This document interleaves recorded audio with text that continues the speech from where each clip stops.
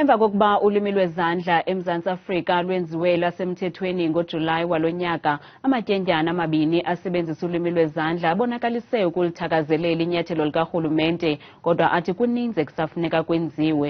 uLeon, Mhlongo no-Simamkele Tiwani ngabapheki abaphum'izandla abaxelengela inkampani yabucala LOVE COFFE eyenza into ephungwayo eNelson Mandela Childrens Hospital eRhawutini. uLeon, Mhlongo no-Simamkele Tiwani ngompondo sihlanjiwe ekhitshini, kodwa ngoku benza into ephungwayo ngokwahlukahlukana kwazo. Njengoko rhoqo ngoSeptemba kweli kufundiswa ngokubaluleka kolwimi lwezandla ngokutolikelwa ngugxa wam uPhumza, uLeon uthi bathe kratya imincili kulo nyaka nje kuba kaloku bayinxalenye yeelwimi ezili-12 zeli. 2023 sign language official ithethe ukuthi i-celebration yethu or i-awareness yethu esiyenzayo kulo nyaka inkulu kakhulu, ngoba ngoku siyabona mhlawumbi nabanye abantu bayaqala ngoku-implementa i-sign language.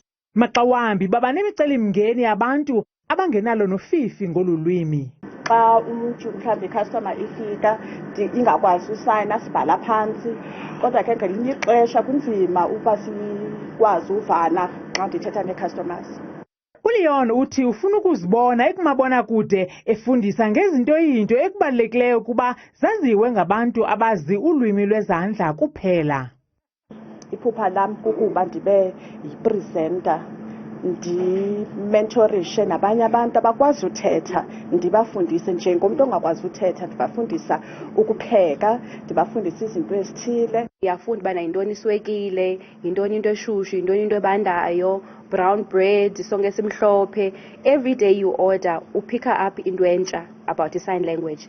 Kanti nogxa wabo uCynthia Nyezi akawuvala umlomo kukusebenza nabo ngelithi loo nto yenze ukuba alufundisise olu lwimi.